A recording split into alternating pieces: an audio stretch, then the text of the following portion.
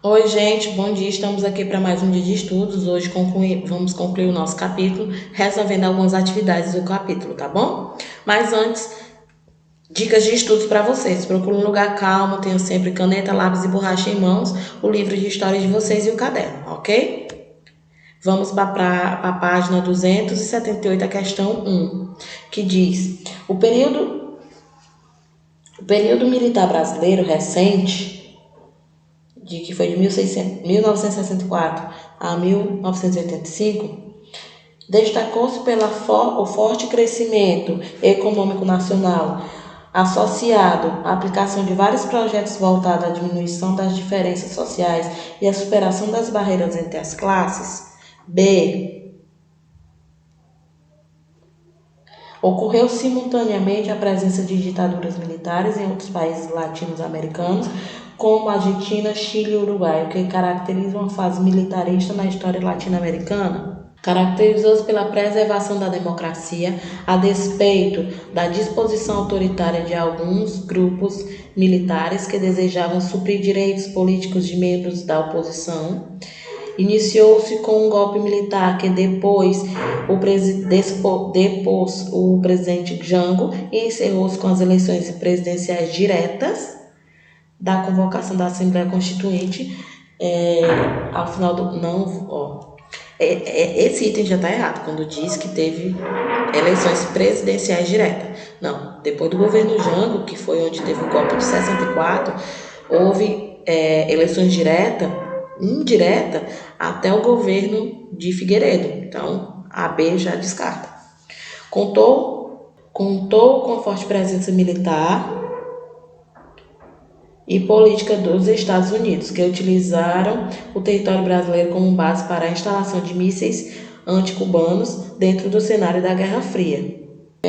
Então, o período militar brasileiro recente ocorreu simultaneamente a presença de ditaduras militares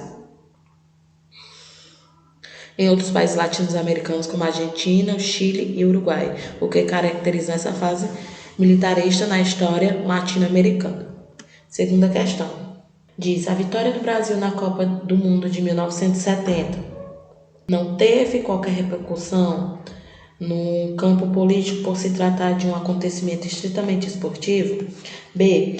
Alentou o trabalho das oposições que deram destaque à capacidade do povo brasileiro de realizar grandes proezas? C. Propiciou uma operação de propaganda do governo Médici, tentando associar a conquista ao regime autoritário?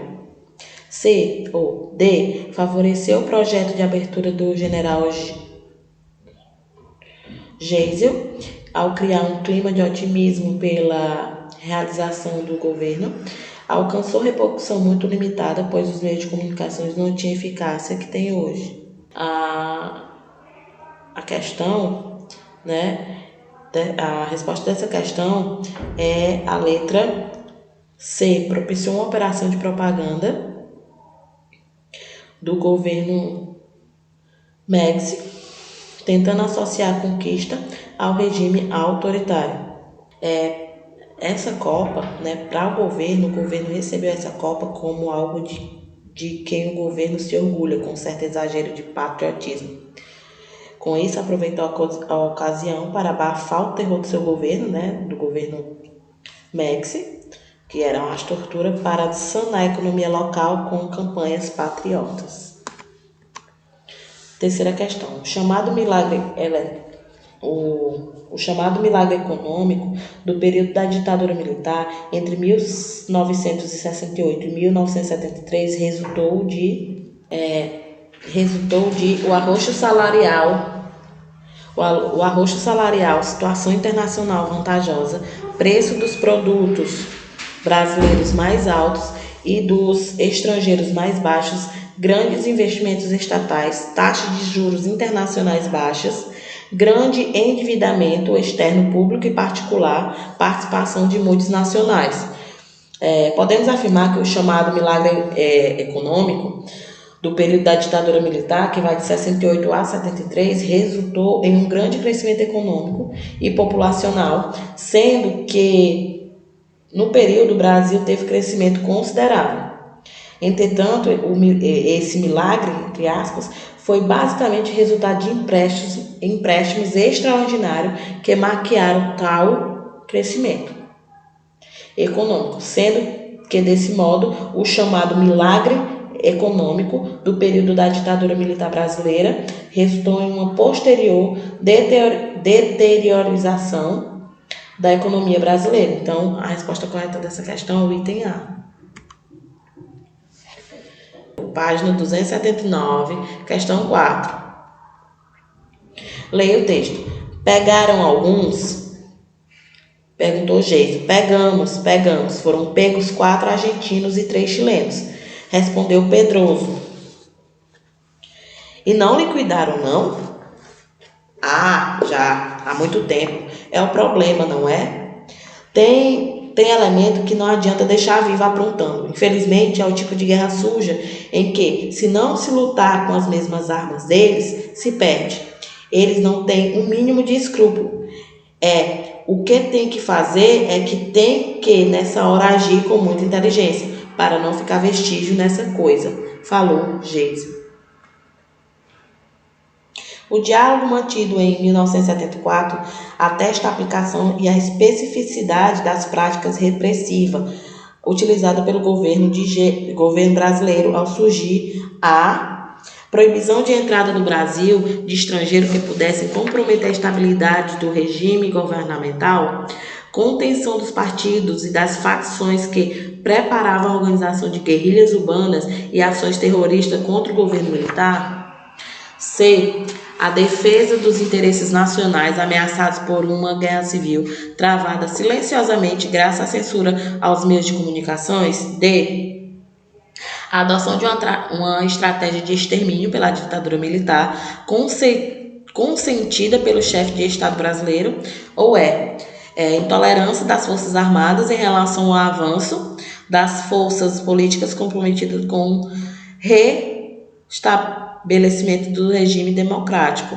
A resposta dessa questão é o item D, né? Porque foi uma repressão muito grande. Eles pegavam as pessoas que não eram de acordo com o governo deles, torturavam e chegavam até matar, principalmente no governo de Geiso, né? Que foi um dos governos mais repressivos da ditadura militar. 5. Assinale V para verdadeiro, F para falso as afirmações a seguir, referente ao período de regime militar brasileiro. Diferentemente de outras ditaduras de segurança nacional do Cone Sul, no Brasil não ocorreram casos de desaparecimento de pessoas. É falso. Na aula passada, eu comentei com vocês que desapareceram pessoas do nada e até hoje estão para saber como foi que essas pessoas desapareceram, né? Eram sequestradas, desaparecidas, apareciam mortas em outros lugares. 2. Após 20 anos de regime militar, constatou-se a existência de maior concentração de renda, maior desigualdade social, considerável crescimento do endividamento externo. Sim, verdadeiro. Né? Nesse período de 20 anos, a maior concentração de eles diziam que queriam ganhar riqueza para depois distribuir a riqueza, mas eles visavam mais a classe média. E a classe baixa, muitas pessoas ficaram sem nada, sem empregos, eles visavam mais para a classe média. E por causa dos empréstimos altíssimos que eles faziam no exterior, a dívida, o endividamento da gente cresceu consideravelmente. 3. A tortura foi um instrumento da política repressiva, estando presente nos porões da ditadura. Verdadeiro. V. O favorecimento às empresas multinacionais inviabilizou o desenvolvimento dos setores estatais, considerado estratégico, como a indústria armamentista e o setor petrolífero. Falso. Né? A 4 é falsa. 5. Brasil, grande potência. Ninguém mais segura este país.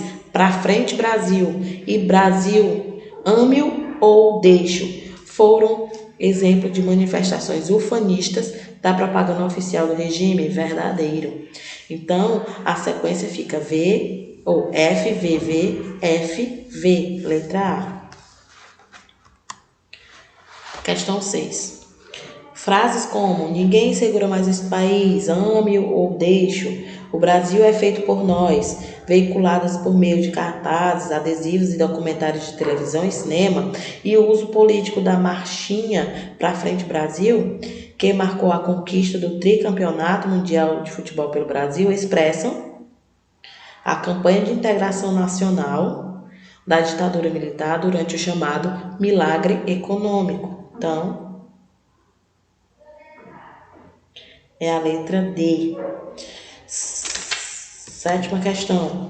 O conjunto de fatos relacionado abaixo diz respeito ao processo de abertura democrática, iniciado pelo presidente Geisel, com exceção de a demissão do ministro de Guerra Civil Silvio Frota e o movimento anarquista, a liberdade para a criação de novos partidos políticos como o UND, PTB e o pluralismo sindical,